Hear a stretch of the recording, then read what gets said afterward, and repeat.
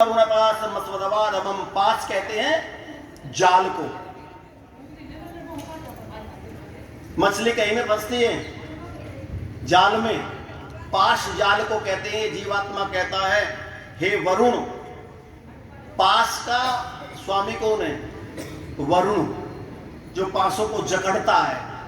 एक तो शकुनी वाले पास से थे, वो भी फंसाते हैं, और एक ये मछली वाला जाल है, वो भी फंसाता है, उसको पास कहते हैं। तो कहते हैं हे वरुण, सुदृढ़ पास को हमसे दूर करो, मैं तेरे पास में न फंस जाऊं। कहते हैं भगवान का पास ऐसा होता है, भगवान की लाठी ऐसी होती है कि वो मारता है लेकिन शोर भी नहीं होने देता। तो कहा कि आप सुदृढ़ पास को दूर करो और मुझे नीच मिथ्या भाषण आदि से हटाओ। ये मंत्र है परमात्मा का। ठीक है, बताओ। नीच मिथ्या भाषण यानी कि झूठ, अनर्गल चर्चा, निंदा रस। निंदा रस समझती हो? चुगली। कितना मजा आवे चुगली में, ईमानदारी से बताओ। देखो जी, आप पूरा टेस्ट आता है कि हम चुगली करना शुरू करें ना, कह रहे भाई आओ आओ एक दूसरे की चुगली करते हैं। मैंने भी सुना एक बार, मुझे बड़ा आश्चर्य हुआ। इससे पहले मैंने स्वामी जी के भी सुना ही था। भाई हम तो वेद पाठी ब्राह्मण थे, कमंडल उठाया और चल पड़े, लेकिन जैसे जैसे निकले पता चला भाई इसमें भी रस है, होना चाहिए। तो इसको कहा जैसे वीर रस होता नहीं, ऐसे निंदा रस भी होता है। तो आज वीर रस की बात नहीं करता कोई, किसका करते हैं? निंदा रस की। अरे आचार्य क्या आचार्य फिर तो ताल लग रही, जो का पढ़ा तो जाता नहीं इसमें है, और यहाँ फिर लगा। निंदा रस करते करते मर गए, भगवान ने एक पद और दे दिया, ले भाई तू थाम जो पढ़ाई है। लेकिन कहने का अभिप्राय है कि निंदा रस में मजा आवे खूब। तो मैं माताओं आपसे निवेदन करता हूं, वेद का मंत्र कहता है कि मिथ्या भाषण आदि को छोड़ करके हम कभी निंदा एक दूसरे की न करें। यदि हम निंदा करते हैं तो निंदा सुनते समय, सुनो जी, निंदा करते समय आप निंदा करने वाले की आत्मा का जो निवास है वो उसकी रचना पर होता है, उसकी वाणी में होता है, और निंदा सुनने वाले की आत्मा का निवास उसके कानों में होता है। इधर उसकी आत्मा का बल घटता है, उधर उसकी आत्मा का भी बल घटता है, तो दोनों की शक्ति का क्षीण हो जाता है। तो आपकी बैटरी डिस्चार्ज होनी ही होनी है। फिर आपकी आत्मा प्रमादी हो जाएगी और मन आपका स्वामी बन जाएगा। फिर तो न जाने ऊंट किस करवट बैठेगा, फिर तो भगवान ही मालिक है, आपको अपना ही नहीं पता रहेगा। ऐसे ही तो लोग हैं जो आत्महत्या कर लेते हैं, उनको पता ही नहीं, उनको वही बढ़िया लगता है। जैसे पिछले दिनों दिल्ली में संतनगर में कई परिवार के कई लोगों ने हत्या कर ली थी। कोई माने हैं इन बातों के? तो इसीलिए कहा कि हम निंदा रस को छोड़ दें यदि अपनी इंद्रियों को बलवान बनाना चाहते हैं, क्योंकि आत्मा का आने का और आत्मा का जाने का साधन जो है ना, वो द्वार ही है। ठीक है जी, और द्वार से ही हम रक्षा करते हैं। तो इसमें कहा कि नीच मिथ्या भाषण आदि से परमात्मा हमको हटाओ। पहला मंत्र का विचार है ये, ध्यान करना जी। ठीक है, दूसरी बात कही, मध्यम प्रकार के रोग होते हैं। एक रोग तो होता है बुखार हो गया, नजला हो गया, जुखाम हो गया, और अभी सारी दुनिया में एक रोग आया, किसका नाम क्या था? कोरोना।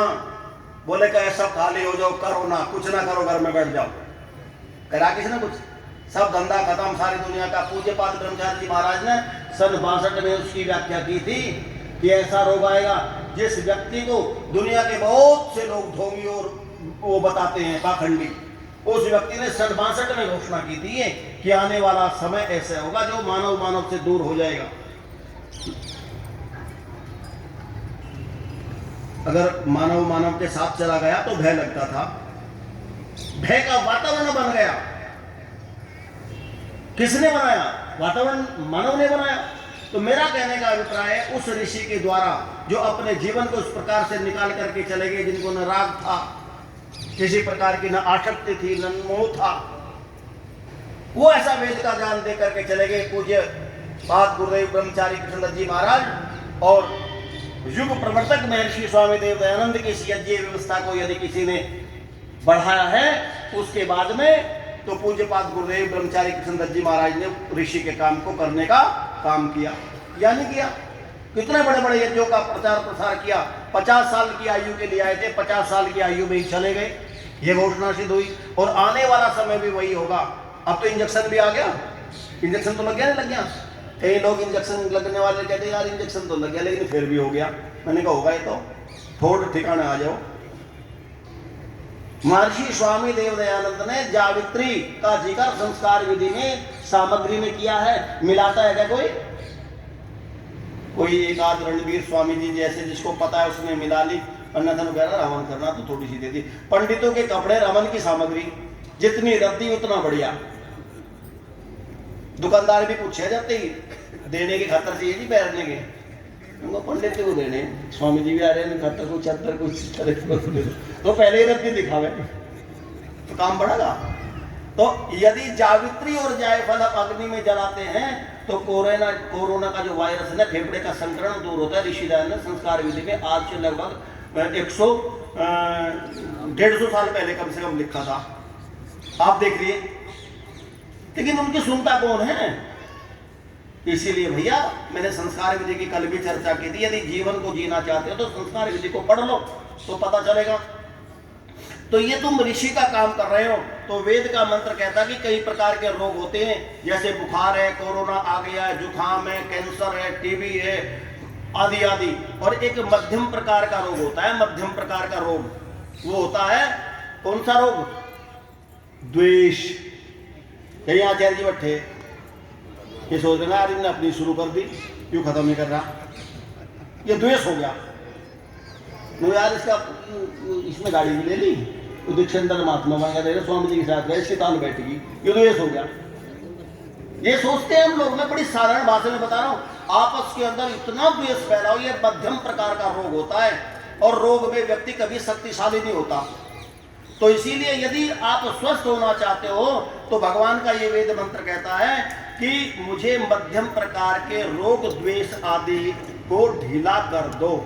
मेरे अंदर दुर्मित्रिया तस्मै संतु योस्मान द्वेष्टियम च वयम, दुश्मन की भावना को लेकर के प्रतिदिन जब हम याद दिलाते हैं ना, कहते यार आचार्य जी तो अपनी न्याय काट दें, कहीं लिखा स्वामी जी ने ऐसा? मैंने कहा ठीक है चलो स्वामी जी ने लिखा, ठीक बात है, लेकिन स्वामी जी ने मैंने भी तो नहीं की। दुर्मित्रिया तस्मै संतु योस्मान द्वेष्टियम च वयम, दुश्मन परम पिता परमात्मा में किसी से द्वेष न कोई। तो ये तो ट्रेनिंग है भाई। एक ट्रेनिंग व्यक्ति एक विद्यालय में दे रहा यूपी पुलिस की, और एक ट्रेनिंग आर्मी की है, दोनों ट्रेनिंग में अंतर नहीं। यूपी पुलिस वालों का वो देख लो जाकर के कमरा, हमारे विद्यालय में भी एक दरोगा जी सारा गंदा हो रहेगा। अरे मिलिट्री वाले का देख लियो जाकर, चकाचक पाओगा, है तो दोनों ही आदमी, दोनों ने ट्रेनिंग ली। तो भाई ये तो सिखाने का साधन है, इसमें कोई वो ढोंग तो है नहीं। तो कहा मध्यम द्वेष आदि को परमात्मा हमसे क्या कर दो, बोलो ढीला कर दो। जब बोरी का मुंह ढीला हो जाएगा तो निकल तो जाएगी।